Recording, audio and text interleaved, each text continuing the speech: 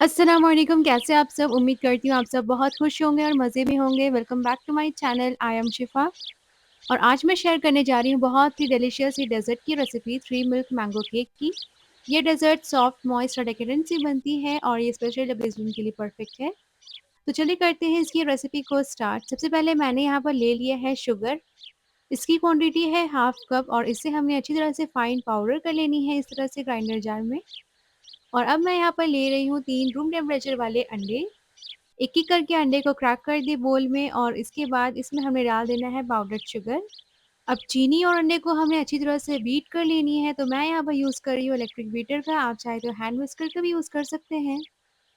तो medium speed पर इन्हें 7 टू 8 मिनट्स के लिए अच्छी तरह से बीट कर लें और बीट करने से बहुत ही सॉफ्ट और लाइट फ्लफ़ी हो जाती है।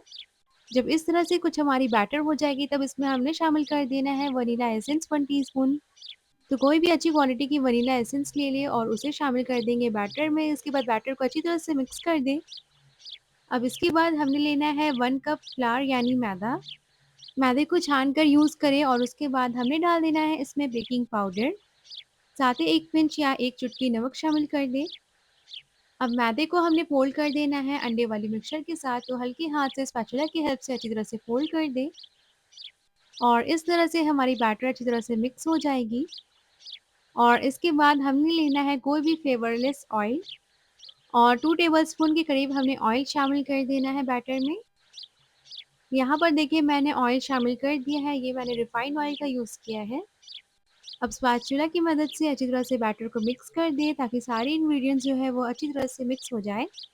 और यहाँ पर देखिए हमारी बैटर जो है बन कर के रेडी है और अब हमने ले लेना है एक बेकिंग डिश। साथ ही ओवन को भी प्रीहीट में लगा दें और इसके बाद बैटर को ट्रांसफ़र कर दें बेकिंग डिश में और इसे बेक कर लेंगे करीब 25 मिनट्स के लिए 180 डिग्री सेल्सियस में। जब तक हमारी केक बेक हो रही है, इस दौरान हमें प्रिपरेशन कर लेना है कुछ चीज़ों का। तो यहाँ पर मैंने आम ले लिया है और इसके बाद इसके मैंने 2 स्लाइसेस कट कर लिए हैं। अब इस तरह से हमने इसके क्यूब्स निकाल लेने हैं, इससे बहुत ही आसानी के साथ जो पल्प है वो सेपरेट हो जाती है इसकी पील से। अब एक चम्मच की मदद से अच्छी तरह से इसे स्कूप आउट कर लें और ये आपकी जो पल्प है आम की वो निकल जाएगी आराम से। अब इन्हें हमने ब्लेंडर जार में डाल कर के अच्छी तरह से ब्लेंड कर लेनी है और इसे रखते हैं साइड पर। अब यहाँ पर हमने 3 मिल्क मिक्सचर बना लेनी है, तो इसके लिए मैंने लिया है 1 कप मिल्क। इसमें शामिल कर रही हूँ 1/4 कप के करीब डेयरी क्रीम या फिर फ्रेश क्रीम और साथ ही स्वीटनेस के लिए मैं इसमें शामिल कर रही हूँ कंडेंस्ड मिल्क का। इसकी क्वांटिटी भी 1/4 कप है और इसे हमें अच्छी तरह से मिक्स कर देनी है। तो यहाँ पर हमारी 3 मिल्क मिक्सचर रेडी है। अब हमने लेना है आम की पल्प और उसे शामिल कर देना है। इसकी क्वांटिटी है 1/4 कप। अच्छी तरह से स्पून या फिर विस्क की मदद से मिक्स कर लें और ये हमारी जो मिक्सचर है वो रेडी हो जाएगी। और अब हमने चेक कर लेना है केक को, तो केक हमारी जो है बिल्कुल अच्छी तरह से बेक हो चुकी है। बहुत ही परफेक्टली बेक हुई है और ये बहुत ही सॉफ्ट बन कर के रेडी हुए हैं। एजेस से केक को सेपरेट कर लें और उसके बाद हमने इसे प्रिक कर लेना है फोक की मदद से।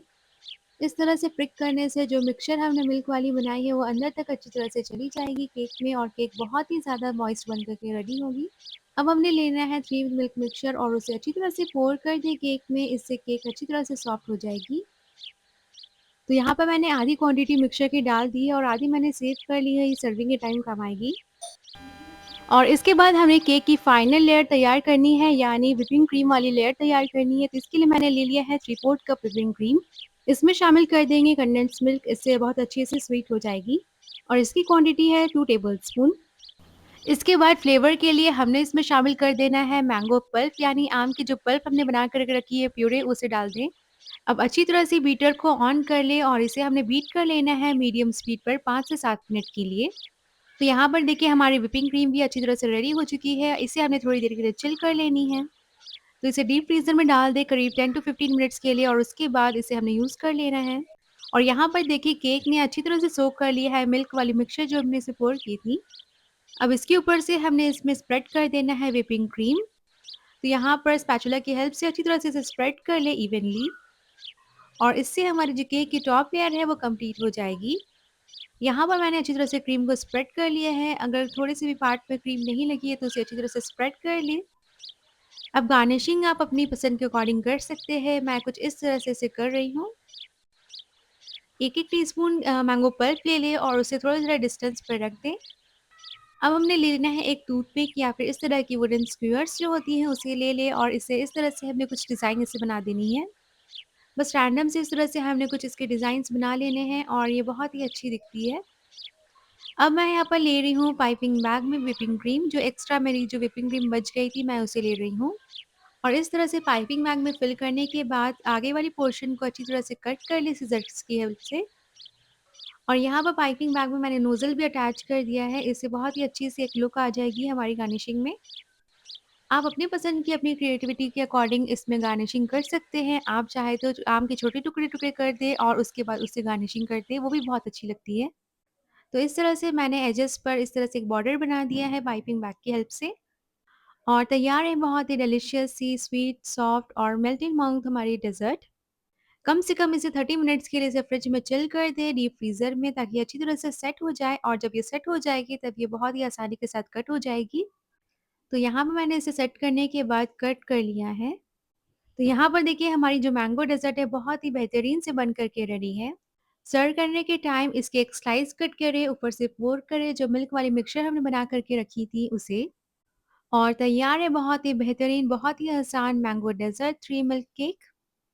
इतनी सॉफ्ट और मज़े के बनते हैं कि अगर आपने इसे स्पेशल ओकेज़न में बनाया तो सब आपकी तारीफ़ें करेंगे। तो आम का सीज़न है तो ज़रूर इस डेज़र्ट को ट्राई करिए, सभी को बहुत पसंद आएँगे। उम्मीद करती हूँ आज की रेसिपी आपको अच्छी लगी होगी। फिर मिलूँगी इंशाल्लाह बहुत जल्द। टेक केयर, अल्लाह हाफ़िज़।